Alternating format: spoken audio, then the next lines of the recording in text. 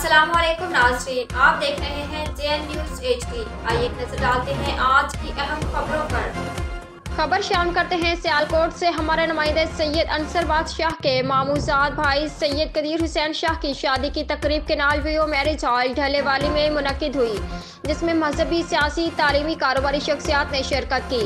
शादी में नुमाया शिरकत करने वालों में रहनुमा नून लीग चौधरी शाकिर बाजपुरा, सैयद जेगम अब्बास शाह कोटली, सैयद अमीर जाकिर हुसैन, सैयद जुल्करनैन हैदर शाह कोटली, सैयद अमीर सैयद फल पीर शाह कोबे बेचक, सैयद वकार अब्बास शाह, सैयद शकील हुसैन शाह, सैयद शबीर हुसैन शाह, सैयद कासिम हुसैन शाह शामिल थे। बारात में दुल्हा के दोस्त और अजीज नोटों की बरसात करते रहे और ढोल की थाप पर रक्स भी करते रहे। मैरिज हॉल में पहुंचने पर बारात का शानदार इस्तकबाल किया गया।